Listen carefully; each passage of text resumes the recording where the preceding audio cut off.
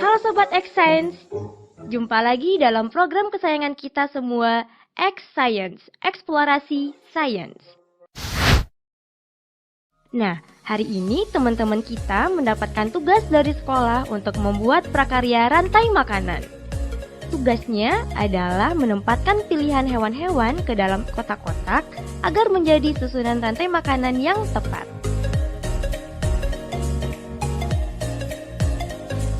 Sobat X Science, tahu tidak komponen apa aja sih yang terdapat dalam rantai makanan? Yuk kita saksikan bersama penjelasan narasumber berikut. Halo Sobat X Science, jumpa lagi bersama Kak Herman dalam program kesayangan kita, X Science, Eksplorasi Sains. Adik-adik, kakak yakin adik-adik di rumah sudah tak asing lagi dengan yang namanya rantai makanan, kan? Apa sih rantai makanan itu? Rantai makanan adalah peristiwa perpindahan energi dari satu makhluk hidup ke makhluk hidup lainnya.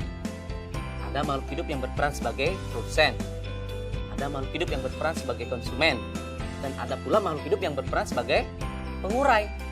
Jadi, dengan kata lain, rantai makanan adalah proses transfer energi. Kita kasih contoh ya. Padi dimakan oleh tikus. Tikus dimakan oleh ular. Ular dimakan oleh elang. Elang mati nanti akan diuraikan. Nah, dari beberapa rantai makanan itu berkumpul membentuk suatu jaring-jaring makanan. Bagaimana? Sudah paham kan adik-adik? Saatnya kita bernalar. Yuk, mari kita bernalar ya. Jumlah organisme A, B, C, D, dan E yang membentuk rantai makanan di suatu komunitas ditunjukkan oleh grafik berikut. Susunlah urutan rantai makanan dengan tepat berdasarkan data yang ditampilkan grafik, serta jelaskan bagaimana membentuk rantai makanan tersebut.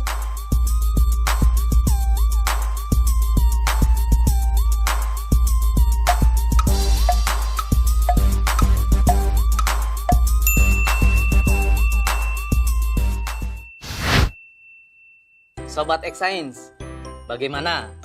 Bisakah kalian menjawabnya?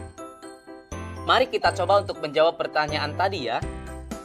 Dalam keadaan seimbang, jumlah produsen tentunya harus paling banyak dibandingkan dengan yang lainnya. Kemudian diikuti oleh konsumen tingkat 1, konsumen tingkat 2, konsumen tingkat 3, dan seterusnya. Sehingga untuk menjawab pertanyaan tadi, urutan yang tepat untuk membentuk suatu rantai makanan adalah B, A, D, E, kemudian C. Jadi adik-adik sudah mengerti kan dengan apa yang namanya rantai makanan? Mari kita ulang kembali. Apa sih rantai makanan itu? Rantai makanan adalah peristiwa transfer energi dari satu makhluk hidup ke makhluk hidup lainnya dengan urutan tertentu. Dalam rantai makanan, ada makhluk hidup yang berperan sebagai produsen, ada pula yang berperan sebagai konsumen, dan ada yang berperan sebagai pengurai. Dengan demikian, rantai makanan sangat berpengaruh terhadap tatanan susunan makhluk hidup dalam suatu ekosistem.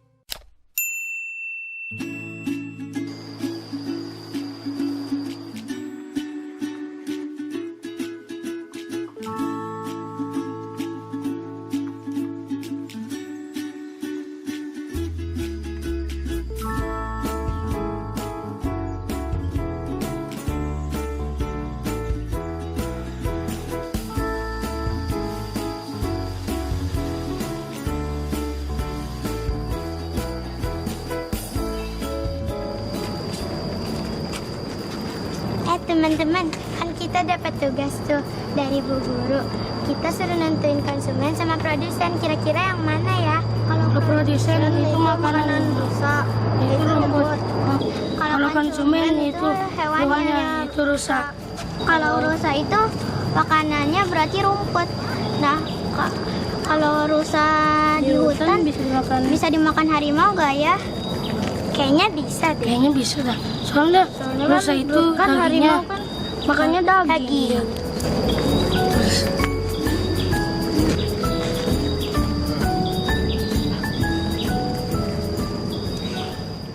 Halo Sobat X Science, kembali bersama Kak Herman dalam program kesayangan kita, X Science, Eksplorasi Sains. Adik-adik, kalian pasti penasaran kan bagaimana hubungan interaksi yang terjadi dalam jaring-jaring makanan? Yuk mari kita simak penjelasan berikut. Yang pertama adalah produsen. Produsen adalah makhluk hidup yang dapat membuat makanannya sendiri dengan bantuan sinar matahari. Prosesnya dinamakan fotosintesis. Wah, indah sekali ya alam Indonesia ini. Dengan begitu banyaknya hutan yang ada di Indonesia. Yang kedua, konsumen tingkat 1. Komponen pada konsumen tingkat 1 ini diisi oleh binatang. Biasanya adalah binatang herbivor yang memakan organisme autotrof yang tropiknya rendah. Karena termasuk dalam kelas heterotrof, maka konsumen tingkat 1 ini tidak dapat membuat makanannya sendiri dan bergantung pada produsen. Contoh binatang herbivor yang ada di hutan adalah rusa.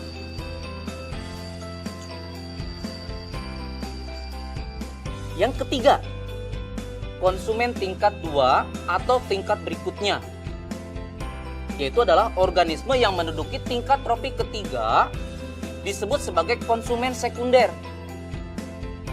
Diduduki oleh hewan pemakan daging atau karnivora. Contoh dari organisme ini adalah serigala, harimau, ular, elang, dan masih banyak lagi. Posisi dari konsumen tingkat 2, tingkat 3, dan tingkat seterusnya bukanlah akhir dari jaring-jaring makanan. Sebab ketika nanti mati, tubuhnya akan diuraikan menjadi mikroorganisme yang akhirnya akan diserap oleh tanah. Yang terakhir, yaitu pengurai. Organisme ini bertugas menguraikan tubuh hewan yang sudah mati menjadi zat yang dibutuhkan oleh tanah. Fungsi dari komponen ini sangat berharga bagi kesuburan tanah. Proses rantai makanan akan berulang, di mana unsur yang telah diuraikan tersebut akan dimanfaatkan oleh tumbuhan untuk membuat makanan melalui proses fotosintesis. Contoh dari pengurai adalah jamur, bakteri, dan hewan kecil seperti cacing tanah atau belatung juga termasuk ke dalam pengurai. Saatnya kita bernalar. Yuk, mari kita bernalaria. Saatnya Sobat X-Science menjawab pertanyaan nalaria berikut. Fatir sedang mengerjakan soal pekerjaan rumah tentang rantai makanan dan jaring-jaring makanan. Berikut ini adalah bagan jaring-jaring makanan yang ditampilkan salah satu soalnya. Pada jaring-jaring makanan tersebut, berapakah jumlah organisme omnivora?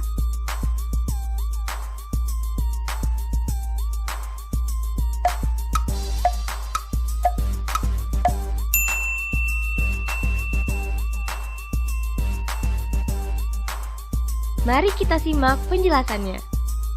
Jika dimulai dari produsen F, maka jumlah omnivora adalah 2, yaitu H dan L.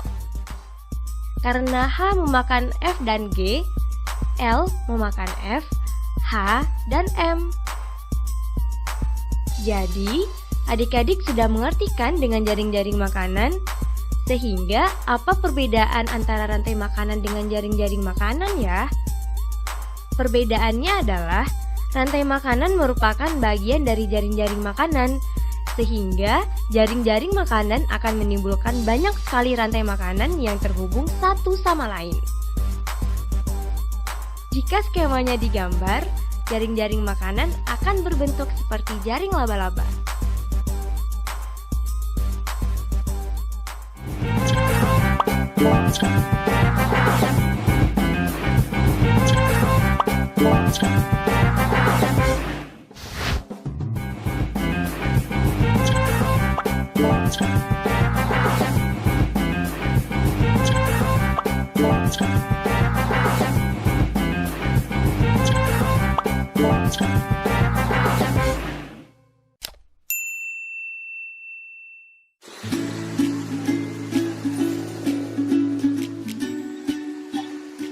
Halo Sobat Extens, kali ini kita akan belajar tentang ekosistem dan mengetahui bagaimana hubungan makhluk hidup di dalam ekosistem.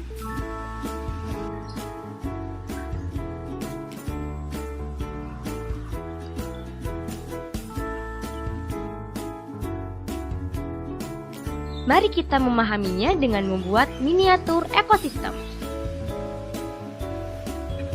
Sebelum kita mulai membuat miniatur ekosistem, tahukah Sobat Extens apa itu ekosistem?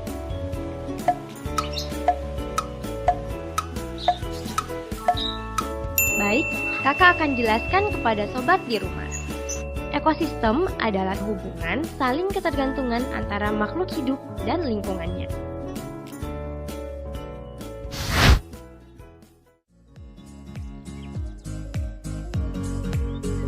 Kita membutuhkan alat dan bahan sebagai berikut.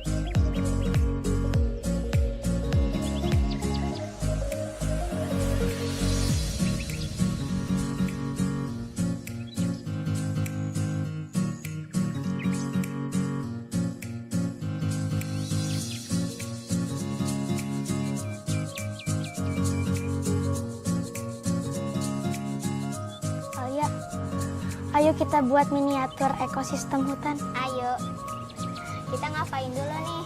Pertama, kita warnain sungainya dulu. Pertama, tentukan ekosistem yang ingin kita buat. Kemudian, susunlah sekreatif mungkin.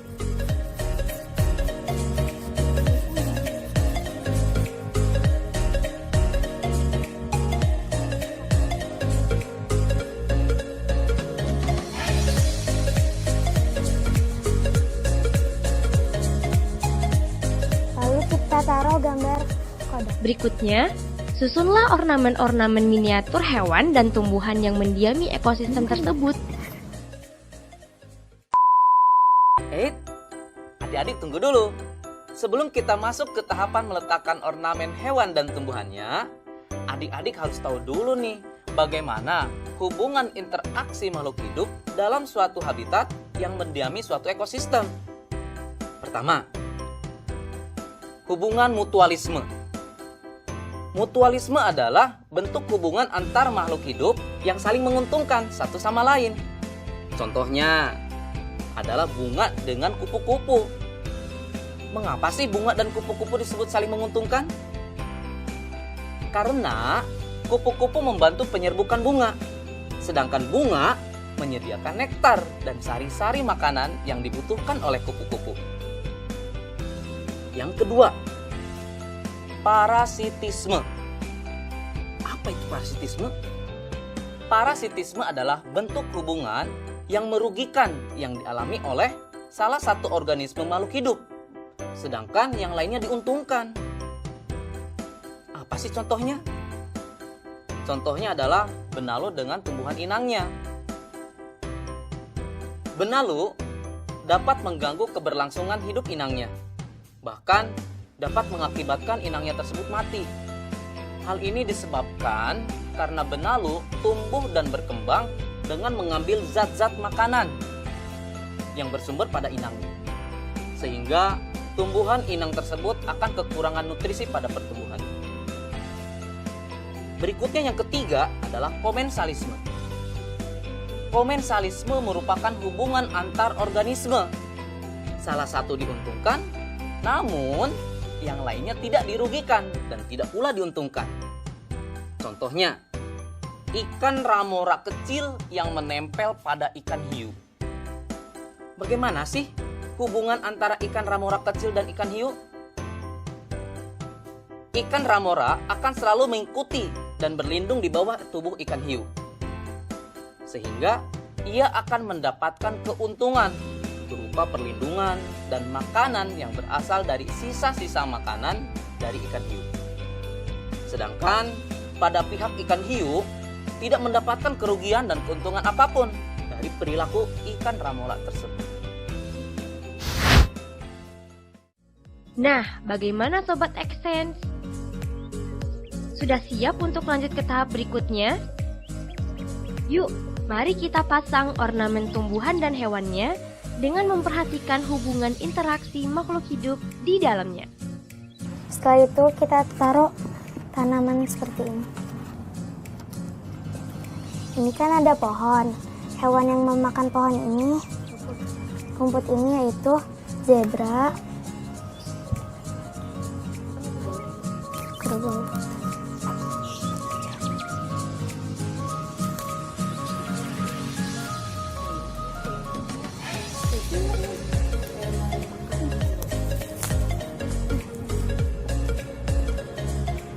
Setelah itu kita taruh background hutan.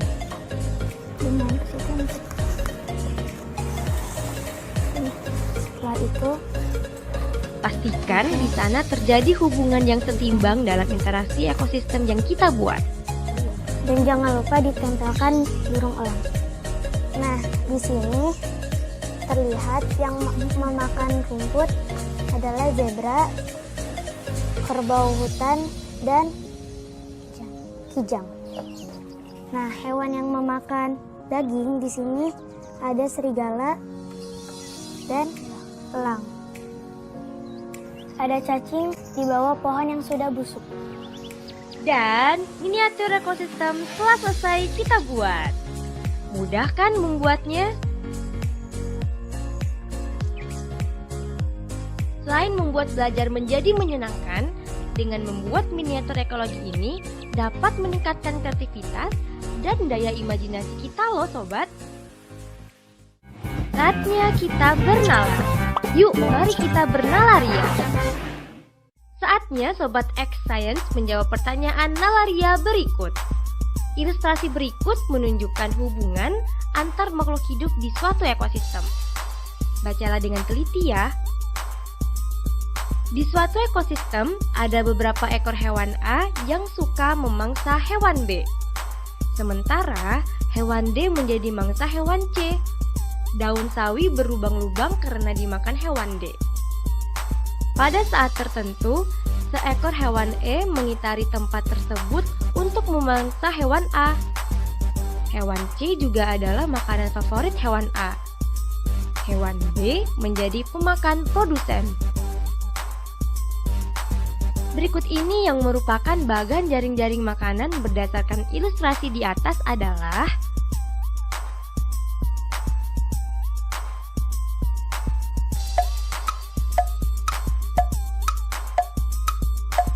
apakah sudah ada yang bisa menjawab? Jawaban yang tepat adalah jawaban C. Karena soal ini perlu bernalar, maka kita harus mencari dahulu nih produsennya. Produsen di soal ini adalah daun sawi. Daun sawi dimakan oleh B dan D, sedangkan D dimakan oleh C. Kemudian pada soal dituliskan C dan B dimakan oleh A. Namun A bukan konsumen tingkat akhir karena A dimakan oleh E.